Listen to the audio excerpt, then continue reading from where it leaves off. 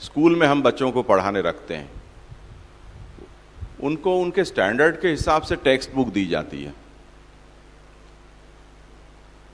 तो जो 5वीं का बच्चा है उसे न तो छठी की दी जाती है न चौथी की दी जाती है, 5वीं वालों को 5वीं की ही टेक्स्ट बुक दी जाती है, क्योंकि वही उसको उसका अंतिमत्व, वो 5वें वर्ष का अंतिमत्व सिद्ध करने में वही टेक्स्ट उसको उपयोगी होगी, और किसी के काम की नहीं है वो। समझ में आया ना? इसी तरह जो व्यक्ति उद्धार के लिए लालायित हो रहा है, यानी मुमुक्षुत्व उसके अंदर पैदा हो रहा है, तब जाकर उसको ये उपयोगी होगा, उससे पहले दिया हुआ कोई काम का नहीं है। प्लेन में लोग सफर करते हैं, या हम जो जहाज में पानी के ऊपर हम सफर करते हैं, तो सवार हो जाने के बाद वो एरो होस्टेस आके और हमको समझाती है कि वायुयान में हवा का दबाव कम हो जाने के बाद ऊपर से मास्क आए गिरेंगे, वो आप पहन के उसमें सांस लीजिए, इमरजेंसी होने के बाद इस तरह से आप लाइफ जैकेट जो आपकी सीट के नीचे रखे हुए हैं उसको आप निकाल कर पहन लीजिए, फूंक मार मार के जूठन करके, जहाँ हाथ धोने की कोई व्यवस्था नहीं होगी उसमें आप हवा भर लीजिए ऐसे वो सब आपको देती है। अब ये निर्देश कब दिया जा रहा है? जब आपको टिकट इश्यू की तब नहीं दिया है, वरना आदमी यात्रा ही नहीं करे ऐसे डरा डरा कर अगर यात्रा कर सवार हो गए तब जाकर, अब वो अंतिम जन्म है क्योंकि उनको पता है कि ये ऐसी जगह पर हवाई जहाज उड़ रहा है कि अगर यहां कुछ हुआ तो अंतिम जन्म ही हुआ, जमीन पर हो तो अभी भी कुछ चांस है, पर हवा में कुछ होने पर तो तस्य यथा अंतिमत्वम सिद्ध्यति तथोपायो निरूप्यते।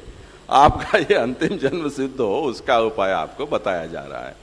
तो यहां आपको ये उपाय तब प्रसक्त है, जमीन पर यह प्रसक्त नहीं है, क्योंकि जमीन पर होने पर उन सूचनाओं को सुनने की सावधानी या तत्परता भी नहीं होगी। वो तो ऊपर लटकोगे तब ही उपदेश वो अंग लगेगा। तो हर उपदेश या उसका कोई एक अवसर होता है, उस अवसर पर वो कहे जाने पर ही उसकी असर होती है। अब जैसे गरुड़ पुराण हम इस समय पढ़ें उसका कोई प्रभाव नहीं, पर किसी के मृत्यु के 1-2 दिन बाद पढ़ें तब उसका जो प्रभाव है वो देखो। संसार से ऐसा वैराग्य हो कि अब कल सन्यासी ले लें, तो हर चीज का प्रभाव है। तो यह तेषाम यथा अंतिमत्वम सिद्ध्यति तथोपायो निरूप्यते, यहां महाप्रभु ये कह रहे हैं।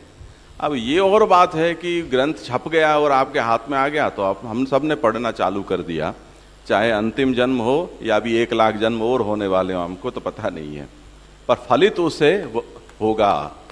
यानी जिसके भीतर ऐसा मुमुक्षुत्व प्रबल होगा, या वो रॉकेट की तरह बाट देख रहा है कि कब चिंगारी लगे और सीधा मैं जाऊं इसे छोड़कर, उसे अगर ये प्राप्त होगा तो धन्य धन्य हो जाएगा। तो उसकी जो परमोपकारकता है वो जिसका अंतिम जन्म होगा, मतलब इन सब योग्यताओं से संपन्न होगा, उसे होगा। और इतनी जिनकी तत्परता नहीं है, इतना मुमुक्षुत्व जिसके भीतर नहीं है, उसको आराध उपकारक होगा। अच्छा है जान रखा है, तो दोबारा जब हम कभी अवसर आने पर जानेंगे तो सरलता से उसका बोध हो जाएगा। ऐसे इसकी उपकारकता, पर इसे केवल पुष्टि मार्गी तक सीमित नहीं रखना चाहिए, सभी के लिए। अब इसका समाधान कर रहे हैं आगे। सर्वेषां वेदवाक्यानां भगवद वचसामपि श्रौतोर्थो ह्ययमेव स्याद् अन्यः कल्प्यो मतांतरैः। कृष्ण भजन ही कर्तव्य है, यही सभी वेद वाक्यों का, और भगवान ने जो अर्जुन को संबोधित करते हुए कहा उसका भी यही अर्थ है, यही श्रौत अर्थ है। इस अर्थ से भिन्न अर्थ जो भी कहते हैं वो मतांतर से ग्रसित हैं, वो काल्पनिक है, ऐसा समझना चाहिए, न वाचनिक।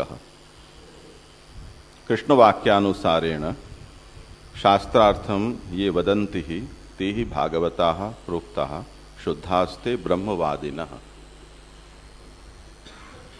जो कृष्ण वाक्य यानी भगवद गीता के अनुसार शास्त्रार्थ कहते हैं। शास्त्रार्थ का मतलब वेदार्थ, वो ही भागवत हैं, यानी भगवत संबंधी हैं, और वही शुद्ध ब्रह्मवादी हैं। ननु अत्र द्वयम निरुक्तम वेदाः भगवद वाक्यानि च। महाप्रभु ने प्रश्न किया है कि यहां दो दो बातें कहीं, वेद वाक्यों का भी यही अर्थ है, भगवद वचनों का भी यही अर्थ है। अगली कारिका में दो दो क्यों कहा? एके नैव शास्त्रार्थ निष्पत्तौ अन्य वैयर्थ्यम। शास्त्र का जो अर्थ है वो तो एक से भी आ सकता था। अगर वेद से आपको ये अर्थ समझ में आ गया तो दूसरा व्यर्थ गया। पर आप दो दो क्यों कह रहे हैं कि वेदों का भी यही अर्थ है और भगवद वाक्यों का भी यही अर्थ है? तो इसलिए कहते हैं कि कृष्ण वाक्यानुसारेण इति। वेद से ये बात समझ में आ सकती थी, पर कृष्ण वाक्य अगर न होते तो ये सिद्धांत समझ में नहीं आता। इसलिए कृष्ण वाक्य हैं वो वेदार्थ को समझाने वाले हैं। वेद तो पहले भी सभी के पास थे और सभी ने अपने अपने तरीके से वेदों का अर्थ किया भी है, पर कृष्ण वाक्य के अनुसार वेदों का अर्थ नहीं करने के कारण ये अर्थ उनको प्राप्त नहीं हुआ। इसलिए मैंने दोनों को कहा है। तो कृष्ण वाक्य के अनुसार जो शास्त्र का अर्थ कहते हैं, यहां शास्त्र का मतलब क्या समझना? वेदार्थम, यानी कृष्ण वाक्य के अनुसार जो वेद का अर्थ कहते हैं वो भागवत हैं। ऐसा क्यों? कृष्ण वाक्य के अनुसार वेदार्थ क्यों करना चाहिए? कि भगवद वाक्यानि वाक्य शेष रूपाणी संदेह निर्णायकानी। ये जो भगवान के वचन हैं वो वाक्य शेष रूप हैं, यानी वेद के वाक्यों से जो बात समझ में नहीं आती है उनकी पूर्ति करने वाले उसके अंगभूत हैं। इसलिए वहां पर उठने वाले संदेहों का निर्णय भगवान करते हैं। इसलिए आवश्यक है कि कृष्ण वाक्य के अनुसार वेदों का अर्थ किया जाए। एवं वक्तारो, इस तरह से कृष्ण वाक्य के अनुसार वेद का अर्थ जो बोलते हैं, कहते हैं, वो भागवत होते हैं। भागवत का मतलब भगवत संबंधिनो विद्वान सह, भगवान से संबंध रखने वाले विद्वान। भागवत का मतलब यहां ये है। अनेन भक्ताः इत्युक्तम, तात्पर्य यह है कि उस वही भक्त माने जाते हैं कि जो कृष्ण वाक्य के अनुसार वेदों का अर्थ करते हैं। तैव च शुद्धाः कर्मिणः, सचमुच में शुद्ध अर्थ में कर्मकर्ता भी वही कहे जाते हैं, क्योंकि भगवान के वाक्य के अनुसार उन्होंने वेदों का अर्थ समझा है। तो वेद में कहे गए कर्म भी अगर वो करेंगे तो इन वचनों से समझे हुए लोग ही कर पाएंगे यथार्थ कर्म, अन्यथा कर्म भी यथार्थ नहीं हो पाएगा। क्योंकि यथोक्त कर्म ज्ञानात्, वेदों ने जिस अर्थ में कर्म करने के लिए कहा है वो भगवद गीता को समझने वाले ही समझ पाएंगे और नहीं समझ पाएंगे। तैव च ज्ञानिनो, और सच्चे अर्थ में ज्ञानी भी वही होंगे कि जो गीता को समझकर वेद का अर्थ करेंगे। इसीलिए शुद्धास्ते ब्रह्मवादिना ऐसा कहा, यथोक्त ब्रह्म स्वीकारात, क्योंकि ब्रह्म का जैसा निरूपण वेद में किया गया है उसका ज्ञान भगवद गीता से ही हो पाएगा। अब ये कहते हैं कि ननु एतद उभयम पूर्वमेव वर्तते, गीता और वेद तो पहले से ही हैं। इति किम भगवतो ग्रंथकरण प्रयासेन, तब फिर आप ये सब परिश्रम क्यों कर रहे हो? जिनको भी समझना है वो गीता को पढ़कर और वेद से समझ लेंगे। आपने ये क्यों प्रयास किया? ये अपने स्वयं के बारे में ये प्रश्न महाप्रभु ने किया है। तो इत्याशंक्याः एतन्मतम अविज्ञाय सात्विका अपि वै हरिम मतांतरेर न सेवन्ते तदर्थम येष उद्यमः। इस मत को नहीं जानने के कारण जो सात्विक लोग हैं, जो आगे कहे गए सात्विका भगवत भक्ता ये मुक्तावधिकारिण, वो भी अन्य मतों से भ्रमित हो जाने के कारण भगवत भजन से विमुख हो रहे हैं। वो विमुख न हो और भगवत सेवा परायण हो, केवल इसी हेतु से मैं ये प्रयास कर रहा हूं। तात्पर्य यह है कि उनकी भ्रांति को दूर करना, अन्य मतों में भ्रमित होते हुए उनको बचाना, बस इतना ही मेरा कार्य है, इससे अधिक और कुछ नहीं। ये मैं कुछ नया नहीं कहना चाहता हूं, न ये मैं कुछ अपनी बात कह रहा हूं, न कोई मैं नया मार्ग दिखला रहा हूं, पर वो विमुख न हो, बस इतनी ही मेरी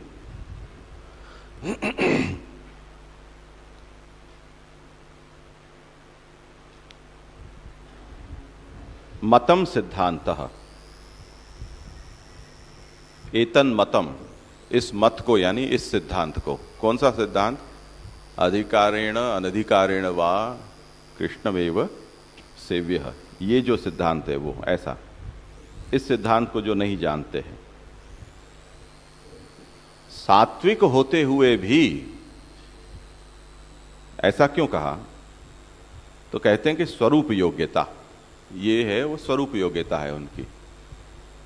अभजने येषाम शास्त्रांतरमेव प्रयोजकम न तो स्वभावः।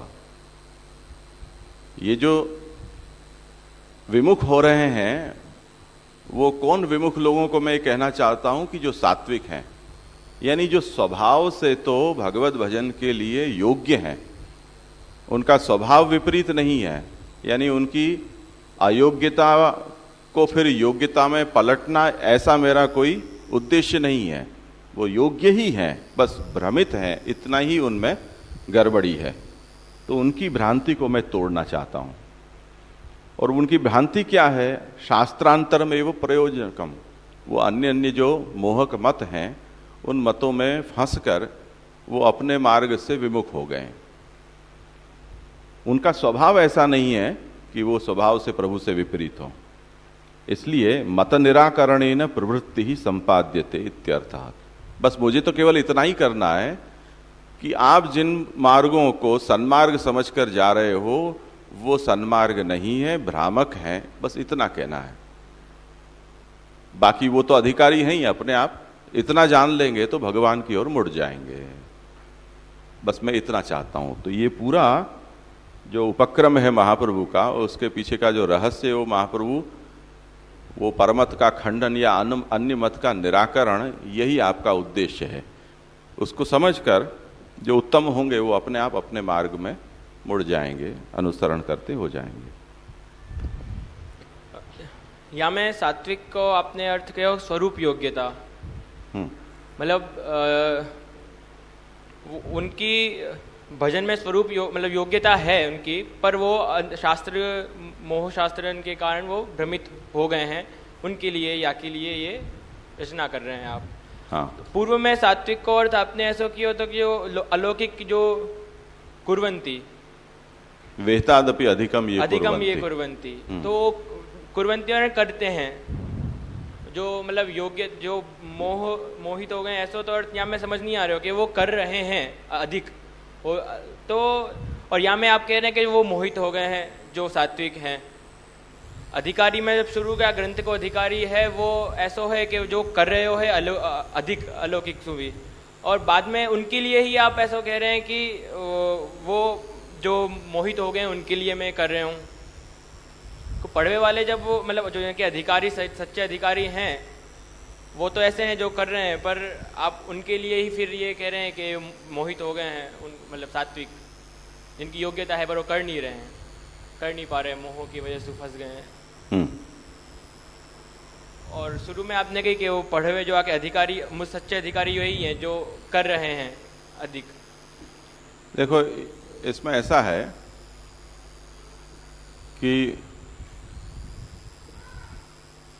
ग्रंथ की बात छोड़ो, आज सुबह हमने ये देखा कि रेलवे प्लेटफॉर्म है, वो रेलवे क्यों बनाती है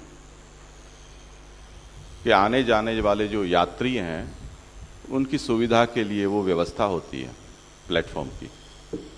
उनको छाया मिले, सामान वामान रख सकें, चढ़ उतर सकें ढंग से, इसलिए वो इतना ऊंचा एक प्लेटफॉर्म बना देती है।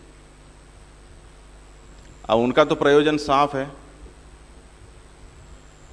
पर उन प्लेटफॉर्म के ऊपर कुत्ते भी आ जाते हैं, गाय भैंस भी आ जाते हैं, भिखारी भी आ जाते हैं, कुछ माल सामान बेचने वाले भी आ जाते हैं, लोगों को लेने और छोड़ने वाले आ जाते हैं, रिक्शा टैक्सी वाले अपने भाड़ों को लिए भी वहाँ चढ़ जाते हैं। हर तरह की वहाँ प्रवृत्तियाँ शुरू हो जाती हैं। इनमें से कुछ प्रवृत्तियाँ ऐसी होती हैं कि जो रेलवे को मान्य होती है, कुछ मान्य नहीं होती हैं।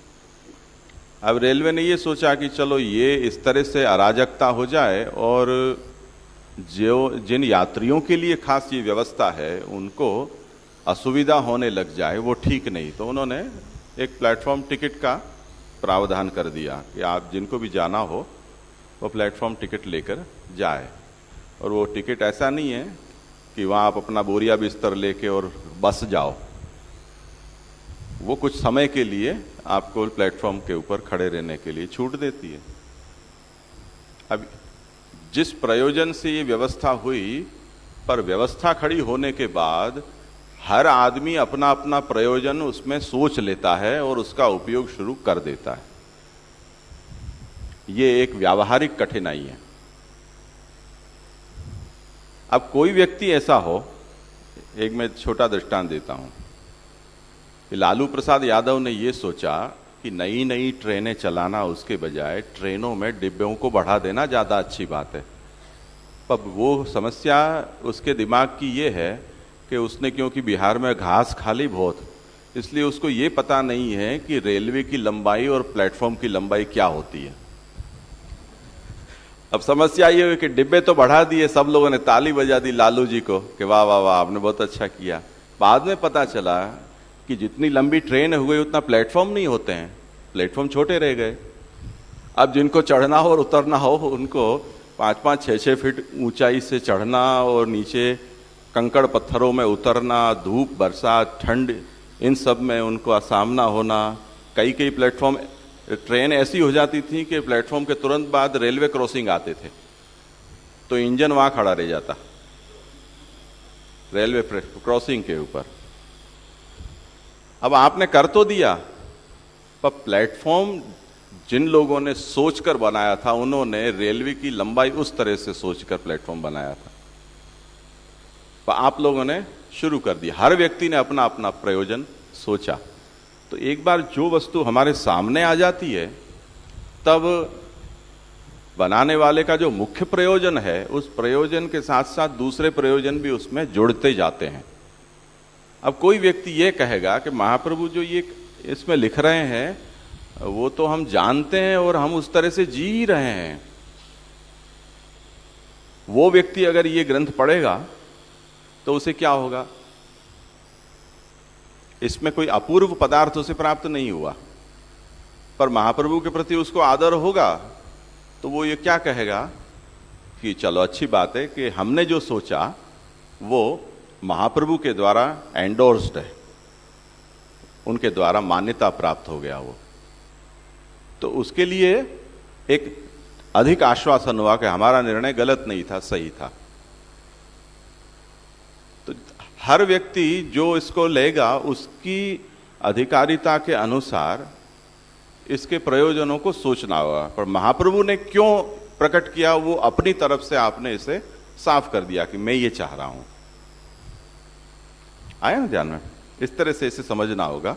सभी ग्रंथों के बारे में, हर विषय की अधिकारिता के बारे में या प्रयोजन के बारे में इस तरह से हमें थोड़ा खुला दिमाग रखना होगा, नहीं तो समस्या आ सकती है। हाँ हाँ, स्वाध्याय में थे, बाद में आए। हाँ એટલે આનું તાત્પર્ય એમ થયું કે આ જે ગ્રંથ છે એ માઇક મોડા પાસે રાખ। એટલે એનું તાત્પર્ય એમ નીકાળી શકાય કે આ જે ગ્રંથ છે એ દૈવી જીવ માત્ર માટે છે અને બીજું એમ છે કે કલિકાલને કારણે વૈદિક કર્મજ્ઞાન ભક્તિમાં અધિકાર નથી રહી ગયો એટલે એ બધાએ કૃષ્ણ ભજન જ કરવું જોઈએ એવું મહાપ્રભુજી અહીંયા કહી રહ્યા છે। કૃષ્ણ ભજન તો કરવું જ જોઈએ. પણ દૈવીમાં કોઈ કર્મ જ્ઞાન અને ભક્તિના અધિકારી હશે એને આ વસ્તુ સમજાશે તો પણ એ માર્ગોને નહીં અનુસરી શકે. એટલા માટે પણ આ ભજન કૃષ્ણનું ભજન એમને પણ કૃષ્ણનું જ ભજન કરવું જોઈએ. કોઈને મુખ્ય કલ્પ તયા હશે, કોઈને અનુકલ્પ તયા હશે, કોઈને અંગ તયા હશે. કૃષ્ણ ભજન તો એને સમજમાં આવશે. બરાબર. કોઈની જ્ઞાન નિષ્ઠા છે, હા, જેમ નરહરી સંન્યાસી છે. વાર્તામાં તો થોડા ગપગોળા હોય એવું લાગે છે, પણ માની લો કે નરહરી સંન્યાસી જેવો કોઈ સંન્યાસી જ મહાપ્રભુજી પાસે આવી જાય તો મહાપ્રભુજીને એમ થોડા કહેશે કે હવે તું સંન્યાસ છોડ. એવું શક્ય નથી મહાપ્રભુજી માટે કહેવું. તો હવે એ જે સંન્યાસ માર્ગ પકડીને ચાલ્યો છે એ સંન્યાસના ફોર્મેટમાં એ પુષ્ટિ ભક્તિ કે શરણાગતિને કેમ અનુસરી શકે એટલું મહાપ્રભુ એને વધારે સમજાવશે.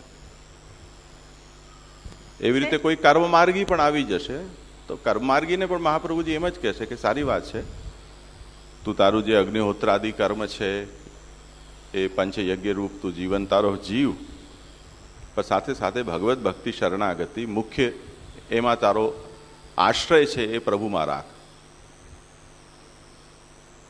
કોઈનાથી મહાપ્રભુજી કોઈ સાધન છોડાવશે નહીં અગર એની માર્ગ નિષ્ઠા ત્યાં છે તો. એ લોકો તો એ જે મતલબ દૈવીમાં જે વેદને અનુસરવા વાળા છે એ લોકોને તો એવું જ ખબર છે કે કર્મ જ્ઞાનથી પૂર્ણ ફલ મળે છે. પણ જ્યારે અહીંયા આગળ આવશે ત્યારે એમને ખબર પડશે કે ના, એ માર્ગો તો અત્યારે ફલ આપવા વાળા નથી રહી ગયા, એટલે તમે જો અંગતાએ પણ કૃષ્ણ ભજન કરશો તો તમારે મુક્ત થઈ શકશો.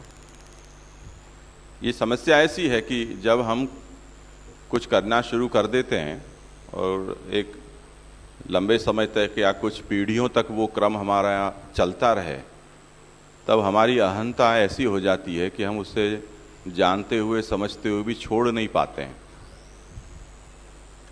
तो जैसे हम पुष्टि मार्ग की परंपरा में हैं, इसके कारण हम पुष्टि मार्ग में हमारी समझ हो या न हो, आस्था हो या न हो, पर मैं पुष्टि मार्गी हूँ, वैष्णव हूँ, इस तरह से रूढ़िवश हम उसका अनुसरण करते रहते हैं.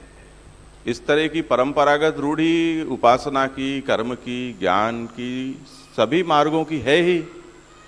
तो वो ऐसा भले ही कलिवर्ज्य प्रकरण में या कलिकाल की जो भीषकता है उसका निरूपण करने वाले सब पुराणों में ये बात कही गई है कि अब कुछ बचा नहीं है, ये हो गया, वो हो गया, वो सब जानते हैं, फिर भी उसे वो स्वीकार नहीं सकते हैं. वो ये मानते हैं कि नहीं हमारा उद्धार इससे होगा. वो उनकी जो कर्तृत्वाभिमान है वो जाता नहीं है.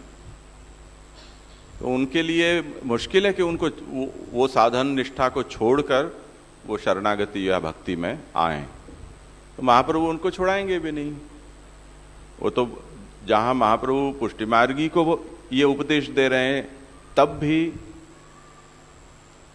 गृहे स्थित्वा स्वधर्मतः स्वधर्माचरण पूर्वक घर में भजन करो, ऐसा कहते हैं.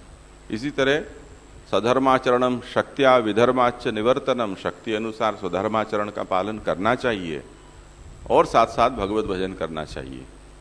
तो महाप्रभु ने जहाँ मुख्य पुष्टि मार्गियों को ये उपदेश दिया है वहाँ भी इन चीज़ों को छोड़ने की बात नहीं की है. छूट जाता हो तो पकड़ने की भी जरूरत नहीं है, ये भी कह दिया है. પણ એ લોકોના કેસમાં એવું થશે કે ભલે એ લોકો પરંપરાથી કે રૂઢિથી કર્મ માર્ગનું અનુસરણ કરે છે અને સાથે સાથે આવું જ્ઞાન પ્રાપ્ત થવાથી કૃષ્ણનું ભજન કરશે, એ લોકો એવું માનશે કે અમે મુખ્ય માર્ગ થયા, મુક્ત થયા, પણ ખરેખર તો ભગવાન એમને મુક્ત કરશે. કૃષ્ણ ભજનથી એ લોકો મુક્ત થશે. મુક્ત થયા પછી તો કેવી આવી બધી અનુભૂતિ ક્યાં રહેશે? પણ આપણે સમજવું હોય તો આપણે સમજવું હોય તો એવું સમજાય ને, કારણ કે કળિયુગમાં તો એવું રહ્યો જ નથી ને કર્મ માર્ગ. હવે अगर कोई कर्म मार्गी भगवत शरणागति रखते हुए कर्म मार्ग का अनुसरण कर रहा है और वो मुक्त हुआ, अब इसको कौन थर्ड एम्पायर जांचेगा कि उसको मुक्ति किससे हुई, क्या हुई, कैसे हुई, ये मुश्किल कह पाना. पर सिद्धांततः हम इतना कह सकते हैं कि अगर कर्म मार्गी या मुक्ति प्राप्त हुई है तो भगवान ने कर्म से ही उसके मुक्ति दी है. अब मुक्ति कैसी प्राप्त हुई है पहले हम वो देखेंगे, तब तो निर्णय करेंगे ना. आत्म सुख रूप स्वर्ग प्राप्त हुआ कि लोक रूप स्वर्ग की प्राप्ति हुई या यज्ञ नारायण का प्राकट्य हो गया, क्या हुआ, ये आप कहेंगे तब जाकर उसका निर्णय होगा। हाँ, नष्ट प्राय है, जितना बचा है वो बचा है, तो उसको अनुसरण कर रहे हैं। जय जय। जैसे ये ग्रंथ में हमने पहले देखा कि महाप्रभु जी कह रहे हैं कि ये मुख्य जो अंतिम जन्म है ऐसे जीवों के लिए ये ग्रंथ लिखा गया है। और जैसे प्रीति आंटी ने कहा कि हमें पहले मुख्य रूप से देवी जीवों के लिए लिखा है ये ग्रंथ, तो फिर महाप्रभु जी ने किसको ध्यान में रखे ये ग्रंथ लिखा है, मतलब मुख्य अधिकारी ये ग्रंथ का? सोचो क्या लगे। तिलक बाबा कुछ कहो।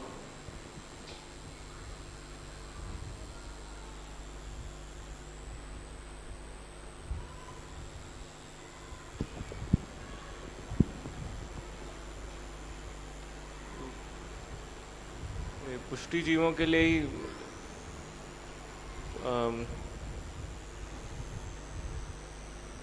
मतलब उनके पुष्टि जीवों के लिए ही लिखा है। पर जहाँ पे जैसे अभी लास्ट में आज्ञाकारी है कि सात्विक भक्त जो हैं तो जो भ्रमित हो जावे तो उनको दिशा दिखावे के लिए।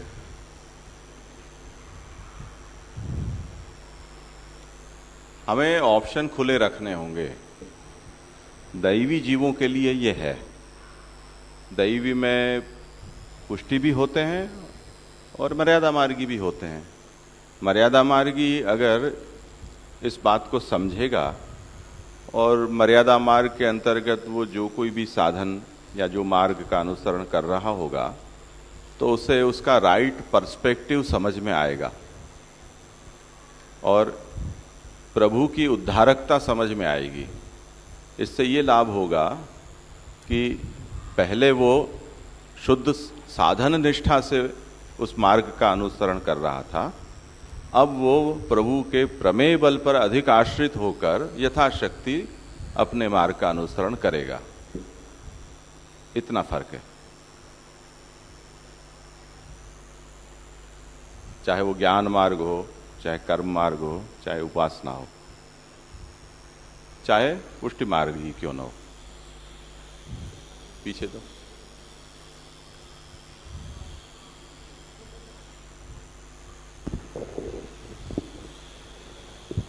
जे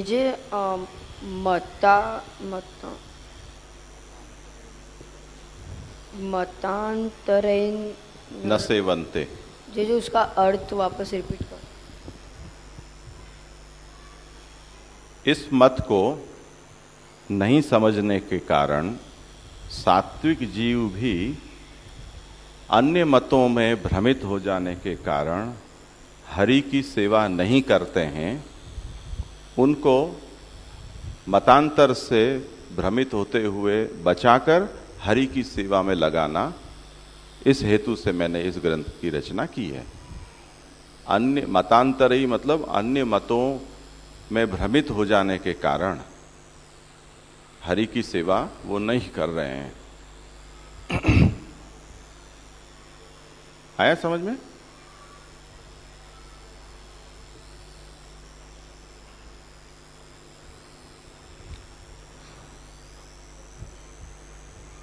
तिम उपपाद्य महाप्रभु ने ये कहा कि मैंने ये क्यों शुरू किया उपक्रम ग्रंथ का लेखन, ये मैंने अभी तक समझाया। अब बाधक शास्त्राणाम निवृत्त्यर्थम शास्त्रम आरभते। अब जो बाधक शास्त्र हैं जिनके कारण सात्विक जीव भगवत भजन से विमुख हो रहे हैं, उन शास्त्रों का निराकरण करने के लिए अब ये शास्त्रार्थ प्रकरण का मैं आरंभ करता हूं। तो इसके बाद मूल ग्रंथ का आरंभ होगा, वो अब अगली बार हम देखेंगे। यहां इसको विराम देते हैं। इस विषय में कोई विवरण नहीं है, वो मैंने आपको पहले भी कहा त्रिकाल की सेवा वो कौन सी होती है। बड़ों से जो सुना है उसमें तीसरी सेवा किसी काल में रात्रि में मध्याह्न भोग की सेवा होती थी, ऐसा कहा जाता है। ठाकुर जी पोड़ जाएं, उसके बाद मध्य रात्रि को ठाकुर जी को भोग अरोगाने की एक सेवा होती थी। जगाकर नहीं, पोड़े ही पोड़े। हो सकता है कि त्रिकाल से वो तात्पर्य हो। हमारे पास इसके लिए कोई प्रमाण नहीं है कि महाप्रभु विराजते थे उस काल में भी ऐसी सेवा महाप्रभु करते थे, या महाप्रभु ने कहीं लिखी हो ऐसी सेवा, या किसी शिष्य को ऐसी सेवा करने के लिए कहा हो। इसका भी कोई प्रमाण नहीं है। पर अपने यहाँ के इतिहास में ऐसा आता है कि वो मध्यरात्रि को भोग धरने के लिए एक वल्लभ वंशज बालक मंदिर में पधारे और फिर वापस ही नहीं आए, लीला में प्राप्त हो गए। तो वो ऐसी घटना होने के बाद उस सेवा के क्रम को आगे बंद कर दिया गया। तो त्रिकाल का अर्थ ये भी हो सकता है। एक बात, त्रिकाल का दूसरा अर्थ नित्य सेवा, और नित्य सेवा के अंतर्गत उत्सव में जो अधिक क्रम होते हैं, वो कर्म में ऐसा कहा गया है कि प्रकृतिवद विकृति कर्तव्या। एक जो कर्म का जो नियम बनाया गया है, उस नियम के अंतर्गत कुछ जोड़ दिया जाए अधिक। तो नित्य सेवा में एक उत्सव की सेवा का क्रम अधिक जोड़ दिया जाए तो वो तीसरी सेवा का प्रकार हो जाता है। जैसे अन्नकूट होता है, ठाकुर जी को अन्नकूट का उत्सव करते हैं, उसमें ऐसा क्रम है कि ठाकुर जी को ही अन्नकूट अरोगाया जाता है। वो अन्नकूट की मात्रा नित्य राजभोग की मात्रा से बहुत ज़्यादा होती है। फिर भी राजभोग की सेवा होने के बाद प्रभु अन्नकूट अरोगते हैं, राजभोग तो आते ही हैं। अब हम ये सोचें कि इतना सब ठाकुर जी कैसे अरोगेंगे, और एक के बाद एक इतने भोग ये ले महाराज जी जो है उसकी क्या आवश्यकता।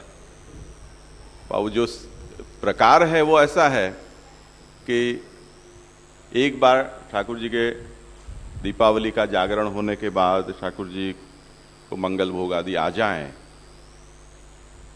पता नहीं सभी घरों में पलना झूलते हैं कि नहीं है। अन्नकूट के दिन झूलते भी हो सकते हैं, बाल भाव की सेवा का क्रम हो तो पलना भी झूल लें, ग्वाल भी हो जाए, गोपी वल्लभ भोग भी आ जाए। अगर गोपी वल्लभ भोग न आए उस दिन तो राजभोग ठाकुर जी अरोग लें, उसके बाद गोवर्धन पूजा में पधारें। यहाँ तक का जो क्रम है वो नंदराय जी के घर की सेवा का क्रम है। तो ठाकुर जी को राजभोग अरोग आने के बाद ठाकुर जी गोवर्धन पूजा के लिए पधारते हैं। गोवर्धन पूजा करते हैं, गिरिराज जी को कुनवारा करते हैं, परिक्रमा गाय खिलाने का क्रम होता है। उसके बाद ठाकुर जी घर पधारते हैं और तब वो अन्नकूट होता है। अब ये जो अन्नकूट का क्रम है वो त्रिकाल सेवा का तीसरी काल का है।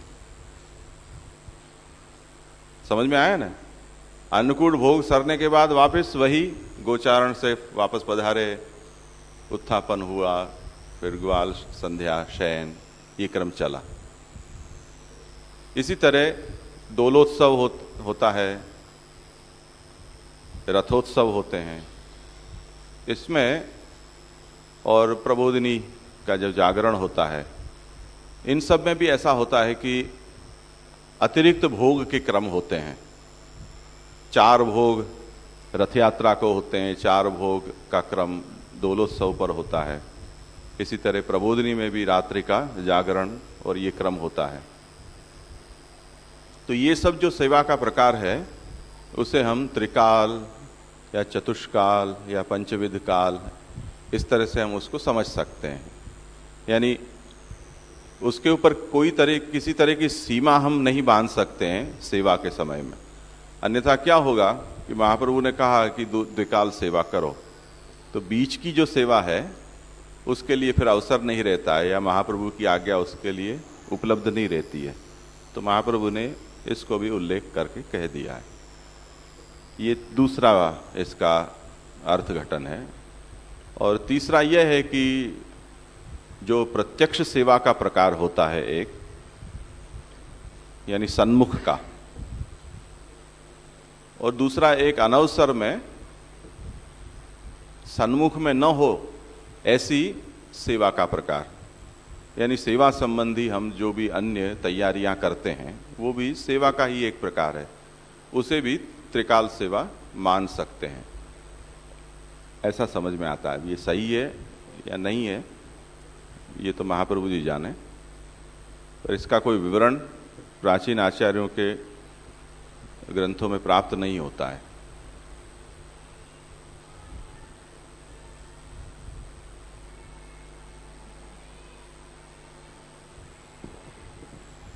ये भी सुना है कि जो सेवा हम भगवत सेवा करते हैं उससे भी वो तो बराबर है, लेकिन उससे भी ज़्यादा और अच्छा जो है वो भगवत कार्य है, वो भी एक सुना है।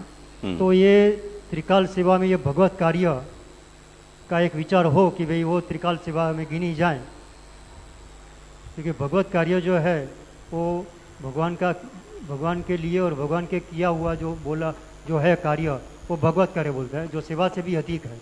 ऐसा मैं पढ़ा हूँ और सुना हूँ। वो बात तो सही है, पर वो तो जिनको प्रभु ने ऐसी आज्ञा दी हो और वो उस कार्य को करें। हमें ऐसी कोई आज्ञा दी नहीं हो फिर वो दलातरवाड़ी वाली बात आ जाती है वहां। तो हमारा कर्तव्य प्रभु की आज्ञा का पालन करना। जैसे महाप्रभु को आज्ञा दी कि जाओ आप दैवी जीवों का उद्धार करो और उसके लिए ये मार्ग प्रशस्त करो, तो आपने लीला में भगवत सेवा में थे, वहां से पधार कर भी आपने इस कार्य को किया। तो भागवत में ये कहा है, ये बात सही है कि भगवत सेवा करने वाले के करते भगवान ने जो आज्ञा दी उसका पालन करने वाला अधिक श्रेष्ठ होता है। पर उसका तात्पर्य ये है कि जो सेवा में तत्पर है वो रोते रोते सेवा को छोड़कर और भगवत कार्य को करने जा रहा है भारी हृदय से कि मेरी सेवा छूट रही है, इस अर्थ में उसकी उत्तमता है। चलो छुट्टी मिली ऐसे करके जा रहा है, उसकी वो बात नहीं है। वो बात तो सही है, पर वो जिसे कहा गया है वो करे तब तो ठीक है। मान ले कि भी मुझे भगवत आज्ञा है और मैं भगवत कार्य कर रहा हूं, अथवा जो भगवत सेवा करने में समर्थ नहीं है वो ऐसा कोई भगवत कार्य करने लग जाए, तब फिर अलग बात है। जो दूसरे अनुकल्प या विकल्प महाप्रभु हमें बतला रहे हैं पुष्टि मार्ग के फॉर्मेट में, उसका वो अनुसरण नहीं कर पा रहा है और ऐसे में फिर वो कोई भी ऐसी भगवत कार्य को खोज ले तो अच्छी बात है। वैसे आप श्री वल्लभ आचार्य जो हैं वो और जो भी वैष्णव आचार्य हैं, ब्राह्मण वैष्णव आचार्य जो हैं, या तो जो भगवत भक्त हैं सच्चे अर्थ में, वो जैसे आप अभी कर रहे हो, हमको सिखा रहे हो, दिखा रहे हो कि एक्चुअल मार्ग क्या है, तो वो भगवत कार्य नहीं बोला जाएगा। यदि अपने भगवान ने आपको बोला नहीं है कि ये करो, लेकिन फिर भी आप लोग कर रहे हैं, आप श्री जो कर रहे हैं या जो भी भगवत जो वैष्णवाचार्य करें, तो उसको भगवत कार्य नहीं बोला जा सकता है? नहीं, बोला तो जा सकता है, पर एक तो साक्षात आज्ञा मिलने पर किए जाने वाला जो भगवत कार्य है वो एक, और एक ब्राह्मण परंपरा के कारण उपदेशक या गुरुत्व जो उसका सहज धर्म है या वृत्ति है उसके रूप में हम उसको करते हैं, तो वो फिर भगवत कार्य ऐसे वो नहीं कह सकते हैं। ये वो परिभाषित अर्थ में वहाँ भगवत कार्य कहा गया है। ब्राह्मण की तो उपदेश वृत्ति है, आजीविका है, और उसका कर्तव्य भी है समाज को मार्गदर्शन देना। वृत्ति के रूप में न करता हो और केवल लोक संग्रहार्थ या परोपकारार्थ वो करता हो, तो वो उसे करना ही चाहिए। हमें अपन भगवत कार्य करें पर वासु भगवत सेवा छूट रही होए, ऐसे छूटते भय भगवत कार्य करें तो सही है? नहीं है सही। दोनों ही करने चाहिए, पर हाँ। भगवत सेवा अपन करके अनवसर में भगवत कार्य आदि करने चाहिए, वो तो सही बात है। उत्तम कल्प तो यही है। જે અધિકારીની વાત થઈ ને, તો આવરણ ભંગમાં આ ગ્રંથના જ અધિકારી માટે પુરુષોત્તમજીને એવું છે કે એટલે આગળ યોગના આચરણમાં પણ સાત્વિક પુરુષો હોય છે, ભગવત સેવકવાળા પદમાં. તેમાં એવું લખ્યું છે, આવા પુરુષથી આ ગ્રંથના અધિકારીઓને જુદા પાડવાને માટે કહેવામાં આવે છે. જેઓ ભગવાનના સેવક છે અને તનુજા વિદ્યા સેવા કરનાર વૈષ્ણવ છે તે અધિકારીઓ છે. યોગીઓ નિયમ આદિમાં તત્પર હોય છે, ભક્તો તનુજા વિદ્યા સેવા કરનાર હોય છે. અને તનુજા વિદ્યા સેવા કરનારમાં જે સકામ ઉપાસક હોય છે, પરંતુ આ ગ્રંથના અધિકારીઓ તો નિષ્કામ ભક્ત જ હોવા જોઈએ. અહીંયા ગ્રંથના અધિકારીઓને પણ આપણે એવી વાત થઈ કે દૈવી મર્યાદા એટલે પુષ્ટિ મર્યાદા બેવ સમજવા, જે મુક્તિના અધિકારી છે. અહીંયા પુરુષોત્તમજી તો અહીંયા કંઈક અલગ કહી રહ્યા છે કે તનુજા વિદ્યાને જે સેવા કરનાર છે એ જ અધિકારી. એ તો મહાપ્રભુજીને જ કહ્યું છે ને સ્પષ્ટ, તત્રાપી ભગવત સેવકાહ સેવાપરાહ તત્રાપી એ નિષ્કામાહ. એ તો મહાપ્રભુજીએ જ કહેલું છે, પુરુષોત્તમજી સુધી જવાની જરૂર જ નથી. જે નિષ્કામ